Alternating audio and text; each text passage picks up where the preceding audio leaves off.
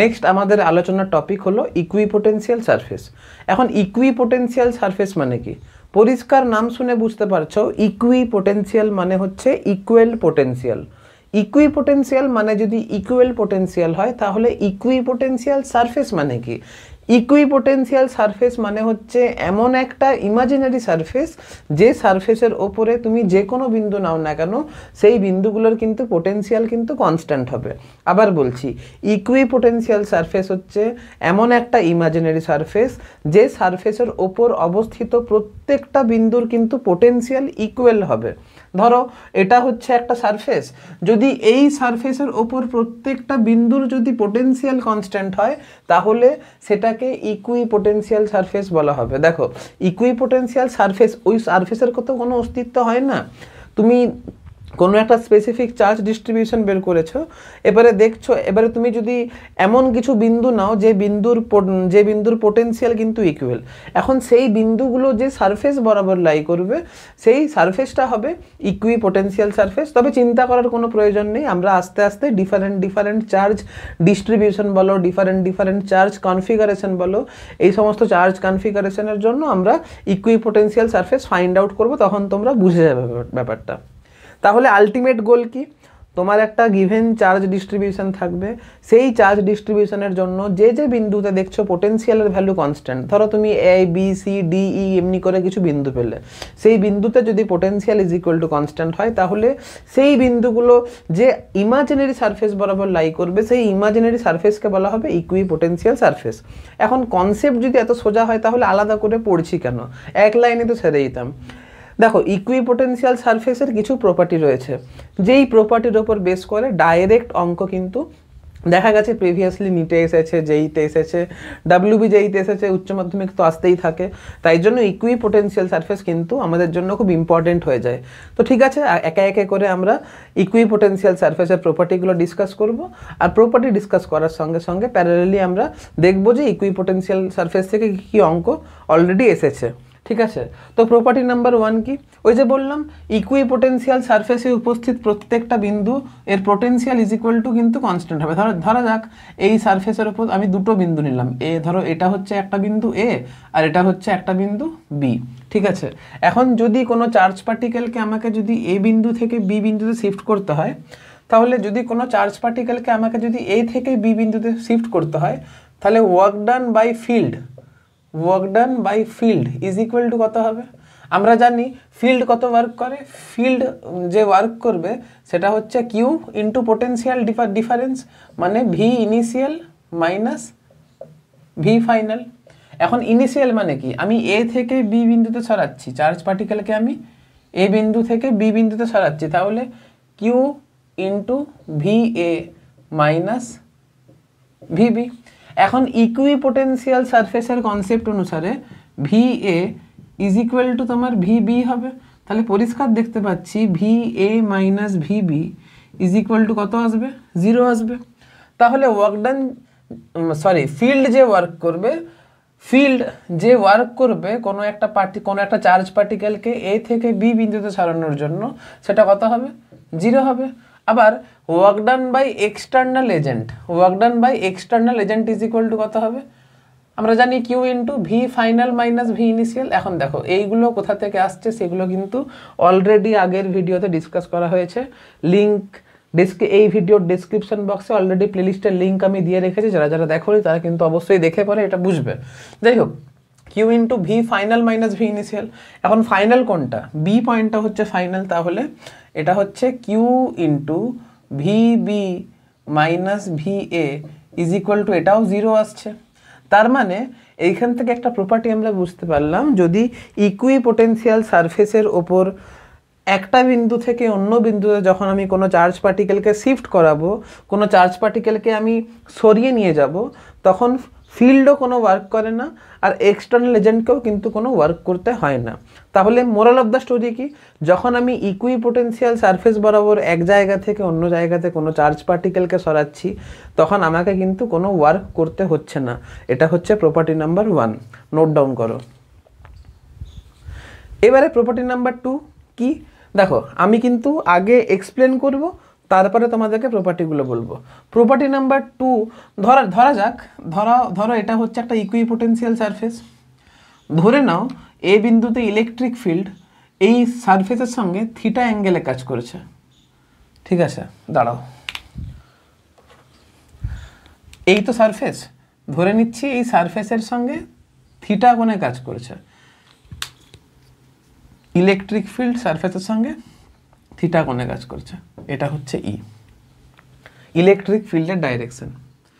এখন ইলেকট্রিক ফিল্ডের একটা সারফেসের সঙ্গে প্যারালাল কম্পোনেন্ট থাকবে, একটা সারফেসের সঙ্গে পারপেন্ডিকুলার কম্পোনেন্ট থাকবে।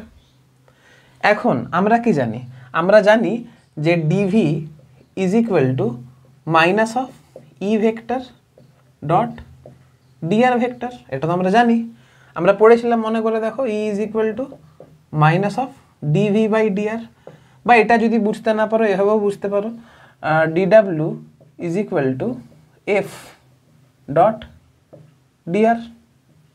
আর work done by conservative field is equal to minus of D U হয়, is equal to F vector dot DR vector.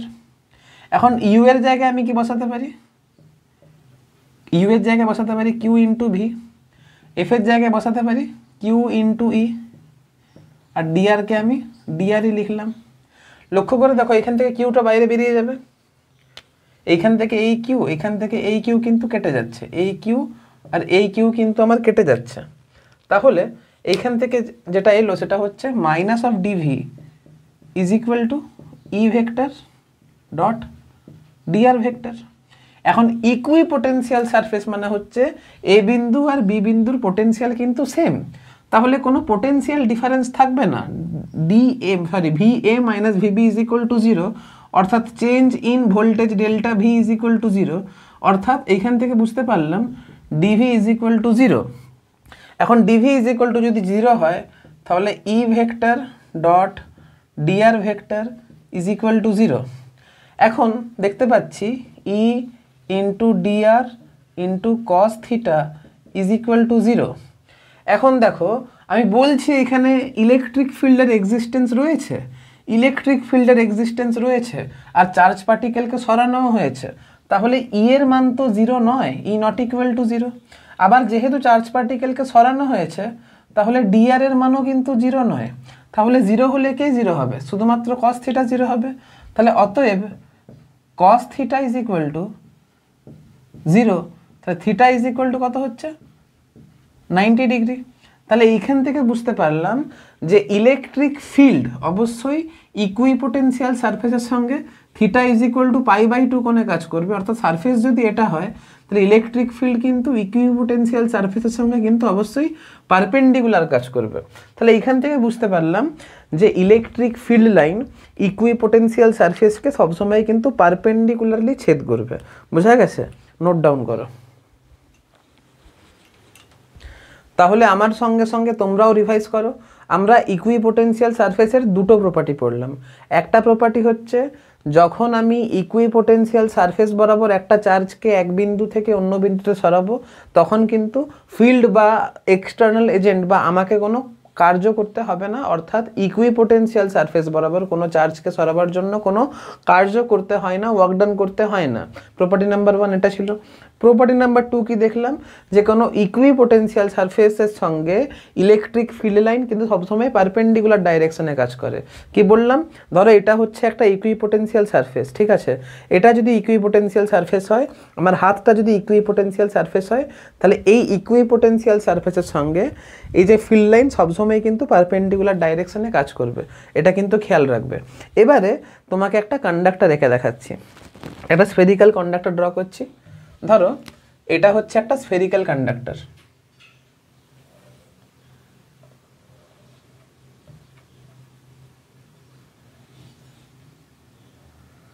ধরো এটা হচ্ছে একটা স্ফেরিক্যাল কন্ডাক্টর, ঠিক আছে? এটা হচ্ছে সেন্টার। ধরো এটা হচ্ছে পয়েন্ট এ আর এটা হচ্ছে কিন্তু পয়েন্ট বি। যদি এই স্ফেরিক্যাল কন্ডাক্টরের রেডিয়াস যদি আর হয়, যদি এই স্ফেরিক্যাল কন্ডাক্টরের যদি রেডিয়াস আর হয়, তাহলে এই পয়েন্টের potential V A is equal to কত হবে? কে কিউ বাই আর হবে। বি পয়েন্টের potential V B is equal to কত হবে, কে কিউ বাই আর হবে। সিমিলারলি এই সারফেসের ওপর যে কোনো বিন্দু তুমি নিয়ে দেখো না কেন, পোটেনশিয়াল কিন্তু সারফেস বরাবর প্রত্যেকটা বিন্দুর কিন্তু কনস্ট্যান্ট হবে। তাহলে এই বিষয়ে কোনো সন্দেহ নেই, এই যে কন্ডাক্টর, এই কন্ডাক্টরের সারফেসটা হচ্ছে ইকুইপোটেনশিয়াল সারফেস। এর কারণটা কি? কারণটা হচ্ছে প্রত্যেকটা বিন্দুর পোটেনশিয়াল কিন্তু সেম। তাহলে এখান থেকে বুঝতে পারলাম V A is equal to V B is equal to V C is equal to V D. তাহলে এইখান থেকে বুঝতে পারলাম যে কোনো কন্ডাক্টরের সারফেসটা ইকুইপোটেনশিয়াল সারফেসের মতো বিহেভ করবে। এবারে তোমাদের মনে একটা প্রশ্ন আসতে পারে যে স্যার আপনি তো শুধুমাত্র স্ফেরিক্যাল কন্ডাক্টর এঁকে দেখিয়েছেন, তাই জন্য আপনি ইজিলি কে কিউ বাই আর লাগিয়ে বলে দিলেন যে সারফেসের প্রত্যেকটা বিন্দুর পোটেনশিয়াল সেম। আমি যদি স্ফেরিক্যাল সারফেস যদি না ড্র করে, আমি যদি র্যান্ডাম এরকম শেপের যদি কোনো কন্ডাক্টর যদি আঁকতাম, যদি ধরো আমি এরকম শেপের যদি কোনো একটা কন্ডাক্টর যদি আঁকতাম, তাহলে কি আমি V A is equal to V B is equal to V C is equal to V D বলতে পারতাম? অ্যান্সারটা হচ্ছে হ্যাঁ, বলতে পারতাম। ধরা যাক, আচ্ছা ধরা যাক এই নিয়মটা প্রযোজ্য হচ্ছে না, ধরা যাক suppose let VA not equal to VB not equal to VC. ঠিক আছে, আমি তিনটে পয়েন্ট নিচ্ছি, একটা হচ্ছে এ পয়েন্ট, দাঁড়াও, এটা হচ্ছে এ পয়েন্ট নিয়েছি ভি এ, আর এই পয়েন্টটা আমি ভিবি নিয়েছি। তোমরা জানো যে এই সূচালো জায়গা যেখানে রয়েছে সেইখানে চার্জ বেশি জমা হয়। ঠিক আছে, এই পয়েন্টে চার্জ বেশি জমা হওয়ার জন্য তাহলে স্বাভাবিক বি পয়েন্টের ভোল্টেজ তো বেশি হওয়ার কথা, তাহলে ভিবি গ্রেটার দেন ভিএ হওয়া উচিত, তাই না? যদি ভিবি গ্রেটার দেন ভিএ হয়, তাহলে একটা voltage difference VB minus VA is not equal to zero হচ্ছে। অর্থাৎ ভোল্টেজ ডিফারেন্স যদি জিরো না হয়, তাহলে এ পয়েন্ট থেকে বি পয়েন্ট বরাবর কনস্ট্যান্ট একটা কারেন্ট ফ্লো করবে। ওহমের সূত্র অনুসারে তো আমরা তাই জানি, যদি দুটো বিন্দুর মধ্যে পোটেনশিয়াল ডিফারেন্স থাকে তাহলে কারেন্ট ফ্লো করবে। আর আমরা এখানে কি পড়ছি? আমরা এখানে ইলেকট্রোস্ট্যাটিক নিয়ে ডিসকাস করেছি। ইলেকট্রোস্ট্যাটিক মানে কি? ইলেকট্রোস্ট্যাটিক মানে চার্জ পার্টিকেল কিন্তু স্থির অবস্থায় থাকবে। যদি এখানে একটা পোটেনশিয়াল ডিফারেন্স থাকতো, যদি ভোল্টেজ ইকুয়াল না হতো, তাহলে কনস্ট্যান্টলি কারেন্ট কিন্তু ফ্লো করতো। কিন্তু তুমি দেখেছো যে কোনো একটা কন্ডাক্টরে ব্যাটারি অ্যাপ্লাই না করার সাথেও সঙ্গে সঙ্গে নর্মাল আজীবনকাল ধরে ইনফাইনাইট সময় ধরে কারেন্ট ফ্লো করতেই থাকে, এরকম ঘটনা কোনোদিনও দেখেছো? দেখোনি তো? স্বাভাবিক, আমাকে যদি কারেন্ট ফ্লো করাতে হয় তাহলে তো ব্যাটারির প্রয়োজন হবে। যদি এরকম শেপের কোনো একটা কন্ডাক্টর তৈরি করিয়ে যদি কনস্ট্যান্ট পোটেনশিয়াল ডিফারেন্স যদি মেনটেন করা পসিবল হতো, তাহলে তো আমাদেরকে তো ইলেকট্রিক বিল দিতে হতো না, তাহলে তো কোনো ব্যাটারির আবিষ্কার করতে হতো না, তাহলে এত কয়লা পুড়িয়ে তাপশক্তি তৈরি করে মোটামুটি ইলেকট্রিসিটি জেনারেট করতে হতো না, পরিবেশ দূষণ কম হতো। স্বাভাবিক, এরকম করে তড়িৎ পাওয়া সম্ভব নয়, শক্তির সংরক্ষণ সূত্র কিন্তু লঙ্ঘিত হচ্ছে। তুমি কোনো কার্য করলেই না আর তুমি এইখান থেকে তড়িৎ শক্তি পাবে, তুমি ভাবছো কী করে? পসিবলই নয়। তাহলে এইখান থেকে বুঝতে পারলাম যে ভিএ গ্রেটার দেন ভিবি হওয়া সম্ভব নয়, অর্থাৎ ভোল্টেজ ডিফারেন্স এখানেও জিরো হবে। যদি ভোল্টেজ ডিফারেন্স জিরো না হতো তাহলে কিন্তু কারেন্ট ফ্লো করতো, প্র্যাকটিক্যালি দেখা গেছে। কিন্তু ব্যাটারি না লাগালে বা বাইরে থেকে কোনো এক্সটার্নাল হেল্প যদি না নিই, তাহলে বাইরে থেকে এক্সটার্নাল হেল্প মানে হচ্ছে যদি বাইরে থেকে ব্যাটারির সাহায্য নিয়ে যদি আমি একটা কনস্ট্যান্ট পোটেনশিয়াল ডিফারেন্স যদি মেনটেন করাতে না পারি, তাহলে কিন্তু ওই সারফেস বরাবর কোনো কারেন্ট ফ্লো করা পসিবল নয়। তাহলে এইখান থেকে বুঝতে পারলাম যে কোনো কন্ডাক্টরের সারফেস ইকুইপোটেনশিয়াল সারফেসের মতো করে বিহেভ করে।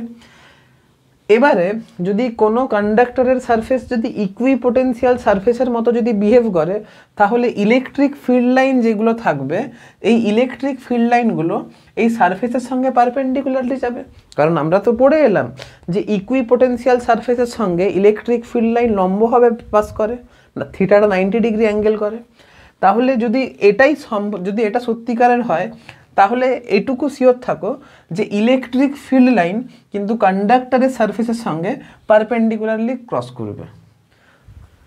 আবার বলছি, তোমাদেরকে শেখানো হলো যে ইকুইপোটেনশিয়াল সারফেস ইলেকট্রিক ফিল্ড লাইনের সঙ্গে theta is equal to 90 degree কোণে থাকে, অর্থাৎ ইলেকট্রিক ফিল্ড লাইন ইকুইপোটেনশিয়াল সারফেসকে 90 ডিগ্রি কোণে ভেদ করে।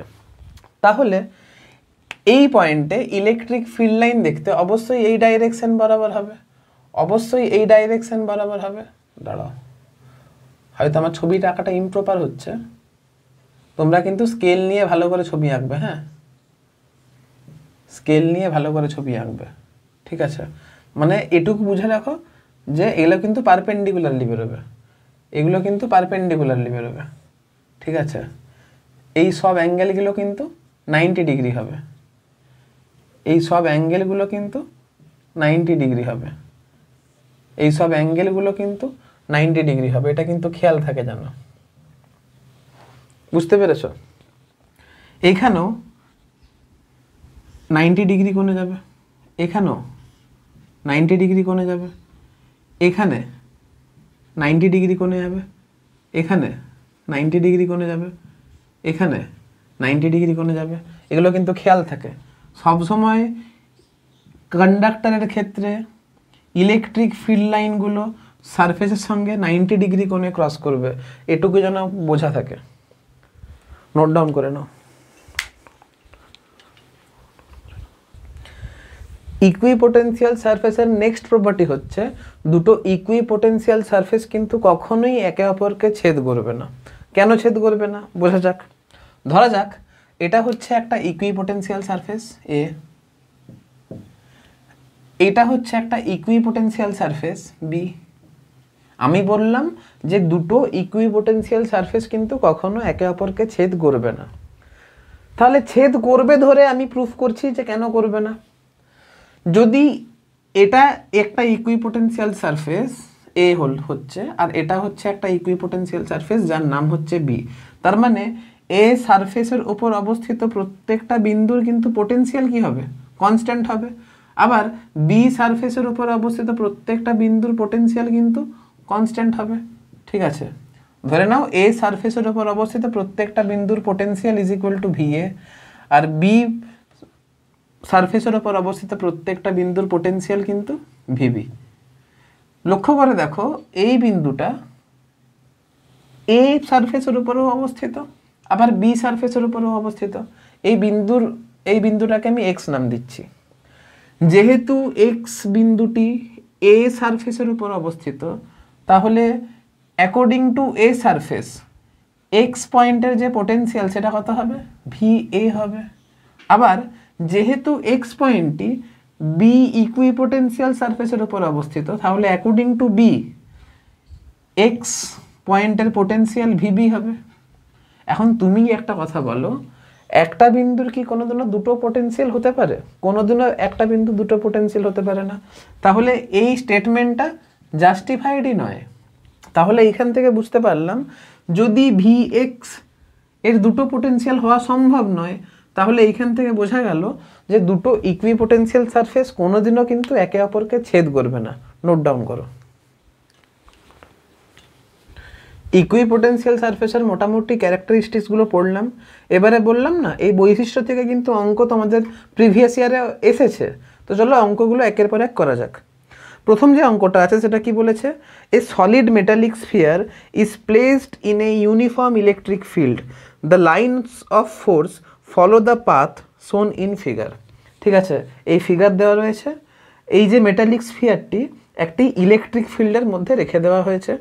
এখন চারটে ফিল্ড লাইন রয়েছে, বলছে এই চারটে ফিল্ড লাইনের মধ্যে কোনটা অ্যাকচুয়াল হবে। ঠিক আছে, তো দেখো ক্লু নাম্বার 1 কি বলেছে? এ মেটালিক স্ফিয়ার। মেটালিক স্ফিয়ার মানে কি?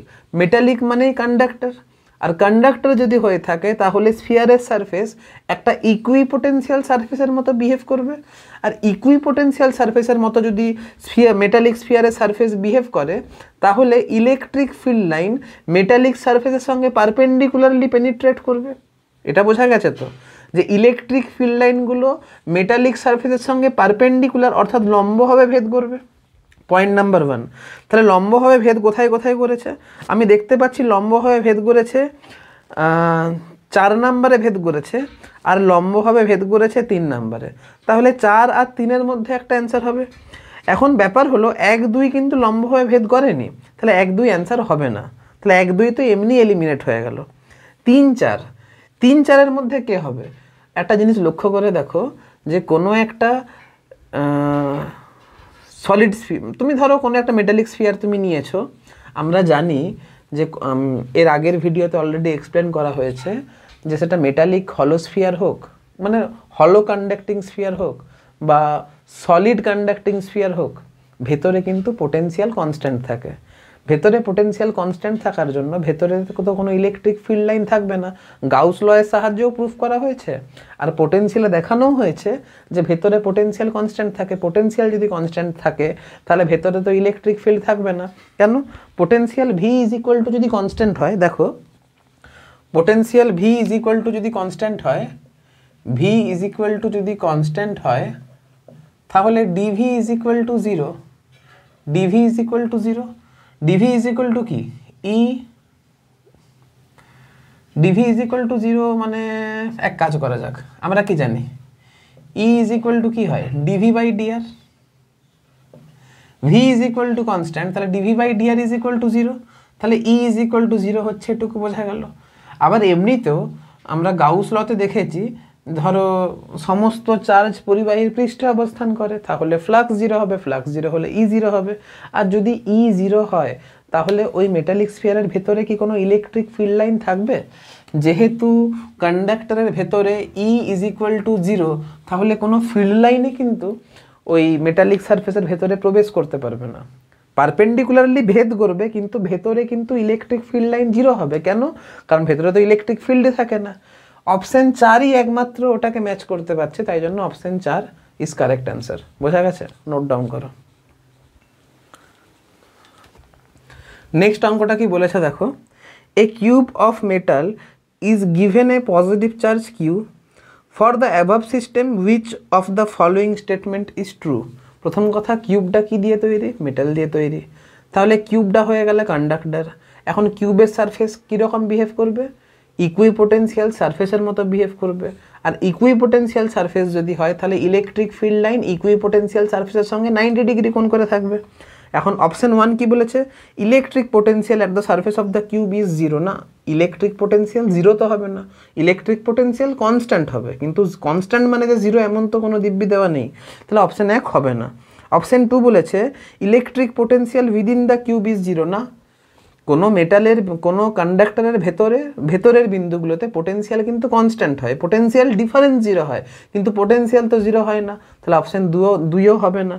অপশন 3 বলেছে electric field is normal to the surface of the cube. হ্যাঁ, এটা হবে, স্বাভাবিক এটা হবে, কারণ বললাম। যাই হোক, অপশন 4 বলেছে electric field varies within the cube. কী করে ভ্যারি করবে? ইলেকট্রিক ফিল্ডই থাকবে না, তো ভ্যারি কোথা থেকে করবে? তো অপশন 4 হবে না, অপশন 3 হচ্ছে কোয়েশ্চেনের রাইট অ্যান্সার। নোট ডাউন করো। দেখো নেক্সট কোয়েশ্চেন কি আছে, consider A uniform electric field in the Z direction. মানে এখানে ইউনিফর্ম ইলেকট্রিক ফিল্ড কিন্তু জেড ডাইরেকশন বরাবর আছে। The potential is constant. কোথায় কোথায় পোটেনশিয়াল কনস্ট্যান্ট হবে? আমরা বললাম যে ইলেকট্রিক ফিল্ড আর ইকুইপোটেনশিয়াল সারফেস এদের মধ্যে কিন্তু 90 ডিগ্রি কোণ থাকবে, ঠিক আছে? তো ইলেকট্রিক ফিল্ড যদি জেড ডাইরেকশনে হয় তাহলে জেড ডাইরেকশনের সঙ্গে পারপেন্ডিকুলার যে কোনো সারফেস কিন্তু ইকুইপোটেনশিয়াল সারফেস হবে। এখন আমরা ভালো করে জানি, সেই এরিয়া ভেক্টরের কনসেপ্টে পড়িয়েছিলাম যে জেড ডাইরেকশন বরাবর যদি ইলেকট্রিক ফিল্ড কাজ করে তাহলে XY প্লেন তো XY প্লেন হবে ইকুইপোটেনশিয়াল সারফেস, কারণ জেড অক্ষের সঙ্গে পারপেন্ডিকুলার জেড ডাইরেকশনে ইলেকট্রিক ফিল্ড কাজ করছে। ধরো জেড ডাইরেকশন বরাবর ইলেকট্রিক ফিল্ড কাজ করছে, আর এই যে ট্যাবটা রয়েছে এই ট্যাবটা হচ্ছে XY প্লেনে আছে। দাঁড়াও, দেখো ভালো করে বোঝাচ্ছি। প্রথম কথা, ধরো ইলেকট্রিক ফিল্ড আছে জেড ডাইরেকশনে, আর জেড ডাইরেকশনের সঙ্গে পারপেন্ডিকুলারলি এই ট্যাবটা রয়েছে, এই সারফেসটা রয়েছে, তাহলে এই সারফেসটা হয়ে গেল আমার ইকুইপোটেনশিয়াল সারফেস, স্বাভাবিক। তার মানে এবার ধরো কোনো একটা গিভেন ভ্যালু অফ জেড, কোনো একটা জেডের কোনো গিভেন ভ্যালুর জন্য এই সারফেসের উপর অবস্থিত প্রত্যেকটা বিন্দুতে কি হবে? পোটেনশিয়াল কনস্ট্যান্ট থাকবে। এবারে তোমাদের মনে প্রশ্ন আসবে যে গিভেন ভ্যালু অফ জেড আপনি কেন বললেন? দেখো ছবিতে দেখতে পাচ্ছ যে ইলেকট্রিক ফিল্ড লাইন এক্স অক্ষ বরাবর আছে। ধরো হরাইজন্টালি ইলেকট্রিক ফিল্ড লাইন আমি দেখিয়েছি, একটা সারফেস, দুটো সারফেস, তিনটে সারফেস, তিনটে ইকুইপোটেন্সিয়াল সারফেস ড্র করেছি যেটা কিনা ইলেকট্রিক ফিল্ড লাইনের সঙ্গে পারপেন্ডিকুলার রয়েছে। এখন তুমি দেখো যে এ সারফেস, বি সারফেস আর সি সারফেস, আমি যদি কোনো একটা চার্জ পার্টিকেলকে এ সারফেস থেকে বি সারফেস বরাবর শিফট করাই, তাহলে ইলেকট্রিক ফিল্ডের ডাইরেকশনে যদি শিফট করাই, যদি আমি চার্জ পার্টিকেলকে এ সারফেস থেকে বি সারফেসে শিফট করাই, অর্থাৎ ইলেকট্রিক ফিল্ডের ডাইরেকশনে যদি শিফট করাই, তাহলে ইলেকট্রিক ফিল্ড এই শিফট করানোর জন্য পজিটিভ ওয়ার্ক করবে। আমি যদি কোনো একটা চার্জ পার্টিকেলকে এ থেকে বিতে যদি নিয়ে যাই, চার্জ পার্টিকেলকে যদি এ থেকে বিতে নিয়ে যাই, ইলেকট্রিক ফিল্ডের ডাইরেকশনে যদি নিয়ে যাই, তাহলে ইলেকট্রিক ফিল্ড এখানে পজিটিভ ওয়ার্ক করবে। আর ইলেকট্রিক ফিল্ড যদি পজিটিভ ওয়ার্ক করে, তাহলে ইলেকট্রিক ফিল্ডের পজিটিভ ওয়ার্ক করার জন্য পোটেনশিয়াল কি হবে? ডিক্রিজ করবে। পোটেনশিয়াল তো কমতে থাকবে স্বাভাবিক। ইলেকট্রিক ফিল্ড যদি পজিটিভ ওয়ার্ক করে, তাহলে সিস্টেমের পোটেনশিয়াল তো ডিক্রিজ করে, সিস্টেমের ইন্টারনাল এনার্জি ডিক্রিজ করে। তাহলে এটুকু বোঝা গেল যে এ সারফেসের পোটেনশিয়াল বেশি হবে বি সারফেসের পোটেনশিয়ালের থেকে, স্বাভাবিক। এ সারফেসের পোটেনশিয়াল বেশি হবে বি সারফেসের পোটেনশিয়ালের থেকে। তার মানে আমি এটুকু বুঝতে পারলাম, যদি আমি ফিল্ডের ডাইরেকশানে হাঁটি, তাহলে কিন্তু আমার পোটেনশিয়ালের মান কিন্তু কমতে থাকবে। এটুকু বোঝা গেছে? তাহলে আমি যদি ফিল্ডের ডাইরেকশানে হাঁটি, তাহলে পোটেনশিয়াল আমার কিন্তু কমতে থাকবে। কেন কমবে? যে আমি যদি ইলেকট্রিক ফিল্ডের ডাইরেকশানে যাই, তাহলে ইলেকট্রিক ফিল্ডকে পজিটিভ ওয়ার্ক করতে হচ্ছে, আর ইলেকট্রিক ফিল্ডকে পজিটিভ ওয়ার্ক করানোর জন্য স্বাভাবিক পোটেনশিয়াল ডিক্রিজ করলো। লিখে দেখাচ্ছি, দাঁড়াও। লিখে না দেখালে আমার স্যাটিসফ্যাকশন আসছে না। dw by conservative field is equal to কি হলো? পজিটিভ হলো। এখন dw ইজ ইকুয়াল টু কি হয়? মাইনাস অফ du হয়। Minus of du is equal two positive, অর্থাৎ du is equal two negative. du is equal to কি? q into dv is equal two negative. তাহলে dv is equal two negative. তাহলে পোটেনশিয়ালের change negative হলো, অর্থাৎ va minus vb is equal two negative হলো। তাহলে এখান থেকে বুঝতে পারলাম যে vb is greater than va। এক সেকেন্ড, যেহেতু আমি b তে নিয়ে গেছি, তাহলে v final minus v initial, vb minus va is equal two negative. তাহলে এখান থেকে বুঝতে পারলাম va is greater than vb। বাস, এখান থেকে বুঝতে পারলাম যে আমি যদি ইলেকট্রিক ফিল্ডের দিকে হাঁটি, তাহলে আমার পোটেনশিয়ালের ভ্যালু কিন্তু কমবে। এবারে আমার কোয়েশ্চেনে কি বলেছে, যে আমি ইলেকট্রিক ফিল্ডের, ধরো এটা হচ্ছে ইলেকট্রিক ফিল্ডের ডাইরেকশন আর এটা হচ্ছে XY প্লেন, তাহলে XY প্লেনের উপর অবস্থিত প্রত্যেকটা বিন্দুতে পোটেনশিয়াল কনস্ট্যান্ট হবে। এটুকু বোঝা গেল। এবার আমি যদি ওপরের দিকে উঠতে থাকি, তো যত ওপরের দিকে উঠছি, ফিল্ডের দিকে যত ওপরের দিকে উঠছি, আমার পোটেনশিয়াল ডিক্রিজ করছে। এটুকু বোঝা গেছে। তাহলে জেডের মান যত বাড়বে তত পোটেনশিয়াল ডিক্রিজ করতে থাকবে। কিন্তু জেডটাকে যদি কনস্ট্যান্ট করিয়ে দিই, জেডটাকে কনস্ট্যান্ট রেখে যদি আমি XY এর মান যদি ভ্যারি করাই, তাহলে কিন্তু পোটেনশিয়াল কনস্ট্যান্ট থাকবে। কেন? কারণ XY প্লেনে অবস্থিত প্রত্যেকটা বিন্দুতে কিন্তু আমার পোটেনশিয়াল কনস্ট্যান্ট থাকবে। এবারে আমি অপশানগুলোকে ম্যাচ করাই। অপশান কি আছে? In all space. না, ইন অল স্পেসে তো কোনোদিনই পোটেনশিয়াল কনস্ট্যান্ট থাকবে না। For any x for a given Z, হ্যাঁ অবশ্যই জেডের কোনো নির্দিষ্ট মানের জন্য এক্সের সমস্ত বিন্দুতে পোটেনশিয়াল কনস্ট্যান্ট থাকবে। For any Y for a given Z, হ্যাঁ অবশ্যই জেডের কোনো নির্দিষ্ট মানের জন্য ওয়াইয়ের যে কোনো বিন্দুতে, মানে ওয়াইয়ের যে কোনো মানের জন্য পোটেনশিয়াল কনস্ট্যান্ট থাকবে। আবার আছে on the XY plane for a given Z, হ্যাঁ জেডের কোনো গিভেন মানের জন্য XY প্লেনটা কিন্তু একটা ইকুইপোটেনশিয়াল সারফেসের মতো বিহেভ করবে। ঠিক আছে, তাহলে 2, 3, 4 তিনটেই কিন্তু এখানে অ্যান্সার হবে আমার। বোঝা গেছে? নোট ডাউন করো। দেখো আগের যে অঙ্কটা আমরা করলাম, সেই অঙ্কতে কিন্তু দুটো তিনটে কনসেপ্ট লুকিয়েছিল। ঠিক আছে, আর এই যে আলোচনাটা আমরা করলাম এতক্ষণ ধরে, এই আলোচনাটা কিন্তু তোমার ইকুইপোটেনশিয়াল সারফেসের বৈশিষ্ট্যতে আলোচনা করা হয়নি। দেখো অঙ্ক করতে করতে কিন্তু এই কনসেপ্টটা আমরা শিখলাম, তাই জন্য বারবার ধরে বলি শুধু থিওরি পড়ে কিন্তু ফিজিক্স হয় না। অঙ্ক করতে করতে তোমার এক্সট্রা কনসেপ্টগুলো ক্লিয়ার হবে, কারণ তোমাদের যে সূত্রগুলো থাকবে বা তোমাদের যে বৈশিষ্ট্যগুলো বলা থাকবে এক্স্যাক্টলি সেখান থেকে তো কোয়েশ্চেন আসবে না, একটু ঘুরিয়ে কোয়েশ্চেন আসবে। আর যখন এই ঘুরিয়ে কোয়েশ্চেনগুলো তুমি ডিল করছো, তখন তোমার তার পাশাপাশি যে থিওরিগুলো হচ্ছে সেগুলো অটোমেটিক কিন্তু ক্লিয়ার হয়ে যাচ্ছে। তো আমি চাইলে আমি আগে তোমার বৈশিষ্ট্যতে ইনক্লুড করতে পারতাম, যে ধর্মগুলো আমি পড়ালাম, এই ধর্মটা যে অঙ্ক করাতে গিয়ে করালাম সেটা কিন্তু আমি বৈশিষ্ট্যতে ইনক্লুড করতে পারতাম, কিন্তু আমি ইচ্ছে করে করিনি, যাতে করে তোমাদের ইন্টারঅ্যাকশনটা ভালো হয় অঙ্কের সঙ্গে। তাই জন্য আমি একটু অঙ্কেতেই তোমার আলাদা করে থিওরি ঢোকালাম। তো ওই থিওরি পার্টটা তুমি আলাদা করে থিওরিতে কিন্তু ঢুকিয়ে রাখবে, না হলে রিভিশন দেওয়ার সময় অসুবিধা হয়ে যাবে, ঠিক আছে? তো যাই হোক, নেক্সট যে কোয়েশ্চেনটা বলেছে সেটা কি, the electric potential in a certain region of space is given by V is equal to -8x square plus 4x, where V is in volt and x is in meter. In this region the equipotential surface is, প্রথম কথা v is equal to বলেছে -8x square plus 4x, v is equal to কি বলেছে -8x square plus 4x। এবারে আমাকে equipotential সারফেসটা কোন দিকে সেটা বুঝতে হবে। প্রথম কথা, আমরা জানি যে ইকুইপোটেনশিয়াল সারফেস ইলেকট্রিক ফিল্ডের সঙ্গে 90 ডিগ্রি অ্যাঙ্গেলে কাজ করে, ঠিক আছে? তো আমি যদি ইলেকট্রিক ফিল্ডটা বের করে নিতে পারি তাহলে হয়তো আমি ইকুইপোটেনশিয়াল সারফেসটাও বের করতে পারবো। এখন পোটেনশিয়াল দেওয়া আছে, তাহলে পোটেনশিয়ালের সঙ্গে ইলেকট্রিক ফিল্ডের সম্পর্ক কি? দেখো, যখন আমি অঙ্কটা পড়ছি তখন স্টেপ বাই স্টেপ আমি করব। আমাকে ইকুইপোটেনশিয়াল সারফেসটা ফাইন্ড আউট করতে হবে। যদি ইকুইপোটেনশিয়াল সারফেস, আমার মাথায় কি ভাববো যে আমাকে ইকুইপোটেনশিয়াল সারফেস বের করতে হবে, আমাকে ভোল্টেজ দেওয়া আছে, তাহলে ভোল্টেজ দেওয়া থাকলে কি আমি ইকুইপোটেনশিয়াল সারফেস ফাইন্ড আউট করতে পারবো? দেখা যাক মানে কি করে পারতে পারি। তাহলে ভোল্টেজ দেওয়া আছে, আমি জানি ইকুইপোটেনশিয়াল সারফেসের সঙ্গে ইলেকট্রিক ফিল্ডের সম্পর্ক রয়েছে, আবার ইলেকট্রিক ফিল্ডের সঙ্গে ভোল্টেজের সম্পর্ক রয়েছে। তাহলে ভোল্টেজ যদি দেওয়া থাকে তাহলে আমি ইলেকট্রিক ফিল্ড বের করতে পারবো, আর ইলেকট্রিক ফিল্ড যদি বের করতে পারি তাহলে তার সঙ্গে 90 ডিগ্রি কোণে আমার ইকুইপোটেনশিয়াল সারফেস থাকবে। তাহলে দেখো যে electric field E is equal to কত হবে, -dv/dx, ঠিক আছে? তাহলে এইখান থেকে দাঁড়াচ্ছে 16x - 4। তাহলে ইলেকট্রিক ফিল্ড অবশ্যই কত হচ্ছে, 16x - 4, আর ইলেকট্রিক ফিল্ড অবশ্যই x অক্ষ বরাবর কাজ করছে। সেই যে আমি পড়িয়েছিলাম, লক্ষ্য করে দেখবে, E is equal to -grad v, এটা পড়িয়েছিলাম যেহেতু, আর ex ইজ ইকুয়াল টু পড়িয়েছিলাম, ex is equal to -del v/del x, এটা হচ্ছে ইলেকট্রিক ফিল্ডের x কম্পোনেন্ট। এখন যেহেতু আমার পোটেনশিয়াল অলরেডি x এরই ফাংশন, তাহলে আমাকে এটা করার প্রয়োজন হলো না, ডাইরেক্ট আমি dv/dx করে নিলাম, আমাকে পার্সিয়াল ডেরিভেটিভ করার প্রয়োজন হয়নি। তাহলে এখান থেকে বুঝতে পারলাম যে ইলেকট্রিক ফিল্ড শুধুমাত্র x অক্ষ বরাবরই কাজ করছে। এই ইলেকট্রিক ফিল্ড কিন্তু আমার x অক্ষ বরাবরই কাজ করছে, ঠিক আছে?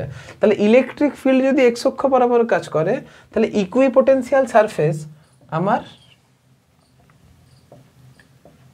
ইকুইপোটেনশিয়াল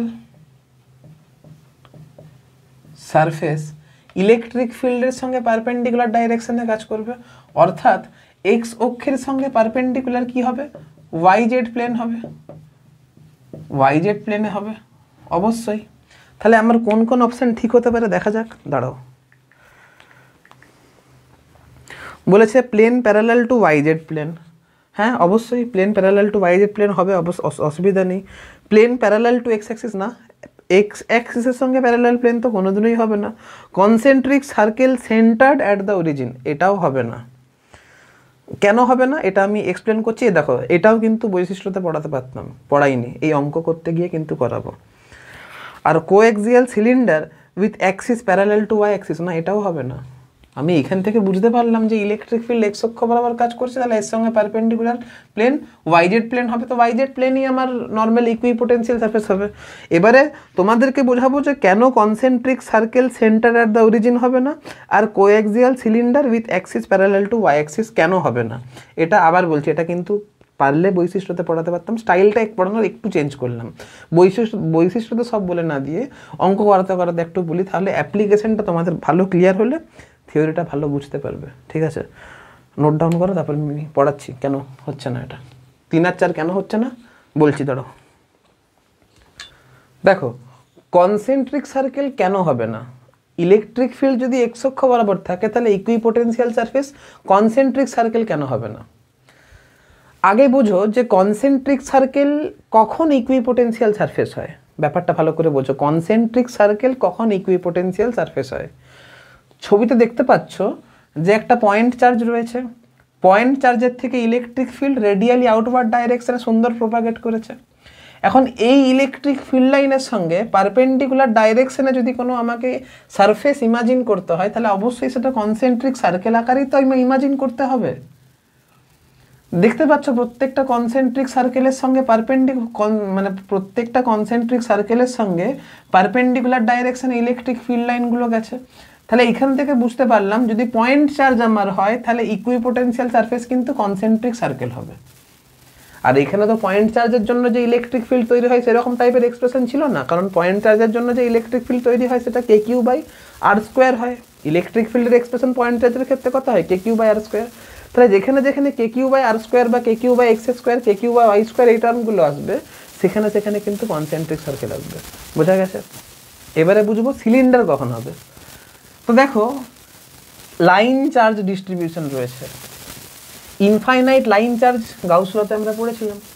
তো এই লাইন চার্জের জন্য ইলেকট্রিক ফিল্ড লাইনগুলো রেডিয়ালি স্বাভাবিক এই দিক বরাবর কাজ করবে, এই দিক বরাবর কাজ করবে। তো এই দিক বরাবর যদি কাজ করে তাহলে ইলেকট্রিক ফিল্ডের এই ডাইরেকশনের সঙ্গে পারপেন্ডিকুলার কোনো সারফেস কি হতে পারে? অবশ্যই কোএক্সিয়াল সিলিন্ডার হতে পারে। ধরো না এই চার্জটা ওয়াই অ্যাক্সিস বরাবর ডিস্ট্রিবিউট করা রয়েছে, এই চার্জটা হচ্ছে ওয়াই অ্যাক্সিস বরাবর ডিস্ট্রিবিউট করা হয়েছে, তাহলে ইলেকট্রিক ফিল্ড লাইন সুন্দর এক্স অক্ষ বরাবর যাবে, অসুবিধা নেই। ঠিক আছে, তাহলে এর সঙ্গে পারপেন্ডিকুলার সারফেস আমার স্বাভাবিক কোএক্সিয়াল সিলিন্ডারই হবে। তাহলে কোএক্সিয়াল সিলিন্ডার কোন ক্ষেত্রে ইকুইপোটেনশিয়াল সারফেসের মতো বিহেভ করে? যখন চার্জটা একটা লাইন বরাবর ডিস্ট্রিবিউট থাকে। ঠিক আছে, নেক্সট কোয়েশ্চেন হচ্ছে on rotating a point charge having a charge Q, charge small Q around a charge বড় কিউ মানে capital Q in a circle of radius R, মানে এইখানে small Q charge capital Q চার্জকে কেন্দ্র করে আর ব্যাসার্ধের বৃত্তাকার পথ বরাবর ঘুরছে। এই যে স্মল কিউ চার্জটা মানে সার্কেলের কেন্দ্রে আছে ক্যাপিটাল কিউ চার্জ, আর স্মল কিউ চার্জ ক্যাপিটাল কিউকে কেন্দ্র করে আর ব্যাসার্ধের বৃত্তাকার পথে ঘুরছে। তো তুমি বুঝতে পারছো যে ক্যাপিটাল কিউ চার্জের জন্য আর ব্যাসার্ধের বৃত্তাকার পথ কি কাজ করবে? একটা ইকুইপোটেনশিয়াল সারফেসের মতো বিহেভ করবে। আমি এইমাত্র শেখালাম যে কোনো পয়েন্ট চার্জের ক্ষেত্রে কনসেন্ট্রিক সার্কেল হচ্ছে ইকুইপোটেনশিয়াল সারফেস হয়। তো পয়েন্ট কিউ চার্জের জন্য যে ইকুইপোটেনশিয়াল সারফেস হবে সেটা কনসেন্ট্রিক সার্কেল হবে। তো আর ব্যাসার্ধের বৃত্তাকার পথ একটা ইকুইপোটেনশিয়াল সারফেসের মতো বিহেভ করবে। আর আমরা শিখেছি যে ইকুইপোটেনশিয়াল সারফেস বরাবর কোনো চার্জ পার্টিকেলকে যদি মুভ করাতে হয় তাহলে কোনো ওয়ার্ক ডাউন করতে হয় না। তাহলে এখানে 0 ওয়ার্ক আমার অ্যান্সার হবে, কোনো কাজই করতে হবে না, নোট ডাউন করে নেবে। ঠিক আছে, দেখো ইকুইপোটেনশিয়াল সারফেসের নেক্সট একটা প্রপার্টি ছিল যেটা তোমাদেরকে আমি ইচ্ছে করে বলিনি।